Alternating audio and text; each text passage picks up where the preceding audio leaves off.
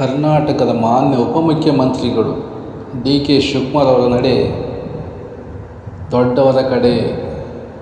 ವೀಕ್ಷಕರೇ, ನಾನು Shri Sai all in one ಚಾನಲಿಂದ ಶಿವಾನಂದ್ ಮಾತಾಡೋದು. ವೀಕ್ಷಕರೇ, ನಮ್ಮ ಚಾನಲನ್ನು ಇನ್ನೂ ಯಾರು ಸಬ್ಸ್ಕ್ರೈಬ್ ಮಾಡಿಕೊಂಡಿಲ್ಲ, ಕೂಡಲೇ ಸಬ್ಸ್ಕ್ರೈಬ್ ಮಾಡಿಕೊಳ್ಳಿ. ನಾವು ಮಾಡುವಂಥ ಪ್ರತಿಯೊಂದು ಒಳ್ಳೊಳ್ಳೆ ವಿಡಿಯೋಗಳು ನಿಮಗೆ ಬಂದು ತಲುಪಬೇಕಾದರೆ ಪಕ್ಕದಲ್ಲಿರುವ ಬೆಲ್ ಬಟನನ್ನು ಕ್ಲಿಕ್ ಮಾಡಿ, ಶೇರ್ ಮಾಡಿ, ಲೈಕ್ ಮಾಡಿ. ನಿಮಗೆ ಎಷ್ಟು ಶೇರ್ ಮಾಡೋಕೆ ಅನಿಸುತ್ತೋ ಅಷ್ಟವರೆಗೂ ಶೇರ್ ಮಾಡಿ. ಇಂತಹ ಒಳ್ಳೊಳ್ಳೆ ಮಾಹಿತಿಗಳು ಜನರಿಗೆ ತಲುಪಬೇಕಾದರೆ ನೀವು ಪ್ರತಿಯೊಬ್ಬರಿಗೆ ಶೇರ್ ಮಾಡಲೇಬೇಕು. ವೀಕ್ಷಕರೇ, ಬನ್ನಿ ವೀಕ್ಷಕರೇ, ಮಾನ್ಯ ಉಪಮುಖ್ಯಮಂತ್ರಿಗಳು ಕರ್ನಾಟಕ ಸರ್ಕಾರ ಇವರು ಯಾರ ಪರ, ಯಾರ ಕಡೆ? ಇವರ ನಡೆ ಎಂಥದ್ದು? ದೊಡ್ಡರ ಕಡೆನಾ? ಅಲ್ಲ ರೀ. ನಿಮ್ಮನ್ನು ವೋಟ್ ಹಾಕಿ ಗೆಲ್ಲಿಸಿದವರು ಏನು ಅರ್ಥ ಮಾಡಿಕೊಳ್ಳಬೇಕು ನಿಮ್ಮ ಬಗ್ಗೆ? ನಿಮಗೆ ವೋಟ್ ಹಾಕಿ ಗೆಲ್ಲಿಸಿದ್ದು ಬಿ ಜೆ ಪಿ ರಾಜ್ಯ ಸದಸ್ಯರ? ನೀವು ಮೊನ್ನೆ ಧರ್ಮಸ್ಥಳಕ್ಕೆ ಬಂದ ಒಳ ಮರ್ಮವೇನು, ರಾಜಕೀಯ ಮರ್ಮವೇನು? ಇಡೀ ರಾಜ್ಯದ ಜನ ಕೇಳ್ತಾ ಇದೆ. ನೀವು ಅಷ್ಟೊಂದು ಇದ್ದವರಿಗೆ, ಉಳ್ಳವರಿಗೆ, ದೊಡ್ಡವರಿಗೆ ನಾನಿದ್ದೇನೆ ಧೈರ್ಯವಾಗಿರಿ ಅಂತ ಹೇಳ್ಕೊಡ್ತಾ ಇದ್ದಿಲ್ಲ. ಜನಗಳು ಅರ್ಥ ಮಾಡಿಕೊಳ್ಳುವುದೇನು? ನಿಮ್ಮದೇ ಆದ ಸಮುದಾಯದವರು ನಿಮ್ಮ ಬಗ್ಗೆ ಹೇಗೆ ಅರ್ಥ ಮಾಡಿಕೊಳ್ಳಬೇಕು? ಯಾವ ರೀತಿ ಯೋಚನೆ ಮಾಡಿಕೊಳ್ಳಬೇಕು? ನೀವೇ ಹೇಳಿಲ್ಲ ಜನಗಳಿಗೆ. ಇಲ್ಲ, ನಾನು ಬಡವರ ಕಡೆ ಯಾವತ್ತಿಗೂ ಇಲ್ಲ, ದೊಡ್ಡವರ ಕಡೆ, ದುಡ್ಡು ಇದ್ದವರ ಕಡೆ, ಉಳ್ಳವರ ಕಡೆ ಅಂತ ಹೇಳಿಬಿಡಿ ಬಾಯ್ಬಿಟ್ಟು. ಅಲ್ಲ ರೀ, ಪಾಪ ನಿಮ್ಮದೇ ಸಮುದಾಯದ ಮಗಳು ನರಳಾಡಿ 13 ವರ್ಷ ಆಯಿತು. ಇನ್ನು ನಿಮ್ಮ ಕೈಯಿಂದ ಅಂಥ ದೊಡ್ಡ ದೊಡ್ಡ ವ್ಯಕ್ತಿಗಳು ರಾಜಕೀಯದಿದ್ದೀರ. ಅಟ್ಲೀಸ್ಟ್ ಒಂದು ಸೌಜನ್ಯಗಳಿಗೆ ನ್ಯಾಯ ಕೊಡಿಸ್ಲಿಕ್ಕಾಗಲ್ವ ನಿಮಗೆ? ನೀವು ಎಂಥ ರಾಜಕೀಯ ವ್ಯಕ್ತಿಗಳು ಸರ್? ಈ ಮಾತು ನಾವು ಹೇಳ್ತಾ ಇಲ್ಲ, ಇಡೀ ರಾಜ್ಯದ ಜನತೆ ಕೇಳ್ತಾ ಇದೆ.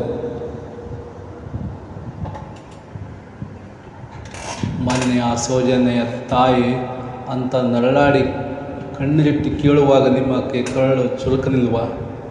ಇದು ನಮ್ಮ ಮನೆಯ ಮಗಳು, ನಮ್ಮ ಸಮುದಾಯದ ಮಗಳು, ಇವಳಿಗೆ ನಾನು ನ್ಯಾಯ ಕೊಡಿಸಬೇಕಂತ ನಿಮಗೆ ಛಲ ಇಲ್ವಾ?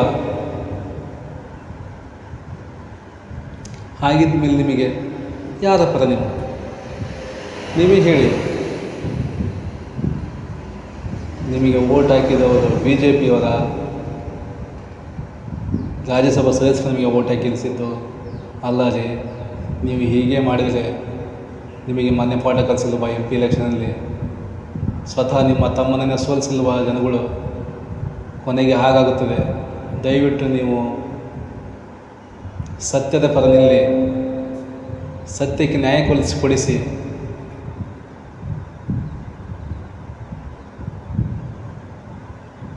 ನಿಮಗೆ ಸೌಜನ್ಯ ಕೇಸಿನ ಬಗ್ಗೆ ಯಾವ ರೀತಿ ಇದೆ ಅಂತ ನಿಮಗೆ ಗೊತ್ತಿಲ್ವಾ? ಆ ಕೇಸ್ ಯಾವ ಹಂತದಲ್ಲಿದೆ ಅಂತ ಗೊತ್ತಿಲ್ವಾ? ಪ್ರತಿಯೊಂದು ಸಣ್ಣ ಸಣ್ಣ ಮಕ್ಕಳಿಗೂ ಸಹಿತ ಗೊತ್ತಿದೆ.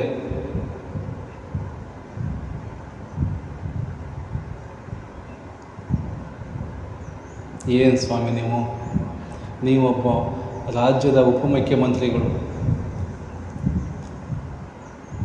ಸತ್ಯದ ಪರ ಮಾತಾಡಿ, ದೇವರು ನಿಮಗೆ ಒಳ್ಳೇದು ಮಾಡ್ತಾನೆ. ನಿಮ್ಮನ್ನು ನಂಬಿದವರು ಯಾವ ರೀತಿ ಅರ್ಥ ಮಾಡಿಕೊಳ್ಳಬೇಕು? ಜನಗಳಿಗೆ ಉತ್ತರ ಕೊಡಿ.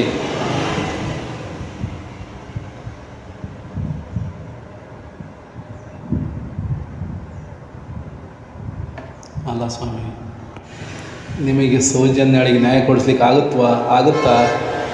ಚಾನ್ಸೇ ಇಲ್ಲ. ರಾಜಕೀಯ ವ್ಯಕ್ತಿಗಳ ಕಡೆಯಿಂದ ಯಾವುದೇ ಕಾರಣಕ್ಕೂ ಸೌಜನ್ಯಳಿಗೆ ಇಷ್ಟು ಅತ್ಯಾಚಾರ ಆಗಿದೆಯಲ್ಲ ಧರ್ಮಸ್ಥಳದಲ್ಲಿ, ಅಂಥವರಿಗೆ ನಿಮ್ಮ ಕಡೆಯಿಂದ, ರಾಜಕೀಯದ ಕಡೆಯಿಂದ ಯಾವುದೇ ಕಾರಣಕ್ಕೂ ನ್ಯಾಯ ಕೊಡಿಸ್ಲಿಕ್ಕೆ ಸಾಧ್ಯನೇ ಇಲ್ಲ. ನೀವೆಲ್ಲವರು ಪ್ರತಿಯೊಬ್ಬರು ಸಹಿತ ರಾಜಕೀಯದವರು ದೊಡ್ಡವರ ಕಡೆ ಅಷ್ಟೇ. ದುಡ್ಡು ಎಲ್ಲಿದೆಯೋ ಅಲ್ಲಿ ಅಷ್ಟೇ. ನಿಮಗೆ ವೋಟ್ ಹಾಕುವಾಗ, ವೋಟ್ ಬಂದಾಗ ಅಷ್ಟು ವೋಟ್ ಹಾಕಿಸುವಾಗ ಕಾಲು ಹಿಡಿಯುವುದು ನೀವೆಲ್ಲ. ನಿಮ್ಮದೇ ಆದ ಸಮುದಾಯದ ಮಗಳು ಒಂದು ಆ ರೀತಿ ನರಳಾಡಿ ಸತ್ತು ಹೋಗಿದೆ. ನಿಮಗೆ ಒಂದು ನ್ಯಾಯ ಕೊಡಿಸಲಿಕ್ಕಾಗಿಲ್ವಲ್ಲ? ಆ ಪ್ಲೇಸಲ್ಲಿ ನಿಮ್ಮ ಮಗಳನ್ನು ಯೋಚಿಸಿ. ನಿಮಗೆ ಮೊನ್ನೆ ಆ ಸೌಜನ್ಯ ತಾಯಿ ಅಳುವುದು ನಿಮಗೆ ಅಯ್ಯೋ ಪಾಪ ಅನಿಸಲ್ವಾ? ಇನ್ನೊಬ್ಬರಿಗೆ ಹೇಳಿ ಬಂದ್ರಿ ನೀವು, ನಾನಿದ್ದೆ ನಿಮ್ಮ ಜೊತೆ, ಭಯ ಪಡಬೇಡಿ ಅಂತ ಹೇಳಿರಲಿಲ್ಲ. ಅದೇ ರೀತಿಯಾಗಿ ಸೌಜನ್ಯ ತಾಯಿಗೆ ಧೈರ್ಯ ಕೊಡಿಯಲ್ಲ. ನಿಮ್ಮ ಕಡೆಯಿಂದ ಆಗುತ್ತಾ? ಚಾನ್ಸೇ ಇಲ್ಲ ಸರ್, ಚಾನ್ಸೇ ಇಲ್ಲ. ನೀವು ಯಾವತ್ತಿಗೂ ದೊಡ್ಡರ ಪರ ಅಷ್ಟೇ. ನೀವೆಲ್ಲ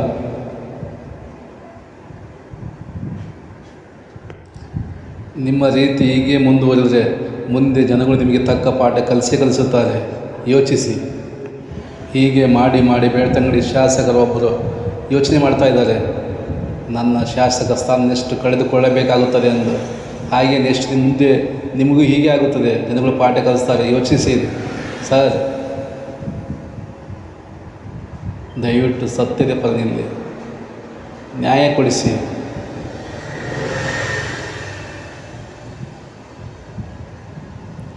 ಧನ್ಯವಾದ ವೀಕ್ಷಕರೇ. ದಯವಿಟ್ಟು ಈ ವಿಷಯದ ಬಗ್ಗೆ ದಯವಿಟ್ಟು ಕಾಮೆಂಟ್ ಮಾಡಿ, ಪ್ರತಿಯೊಬ್ಬರಿಗೂ ಶೇರ್ ಮಾಡಿ. ಈ DK ಶಿವಕುಮಾರ್ ಅವರ ನಡೆಯ ಬಗ್ಗೆ ಪ್ರತಿಯೊಬ್ಬರಿಗೂ ಶೇರ್ ಮಾಡಿ.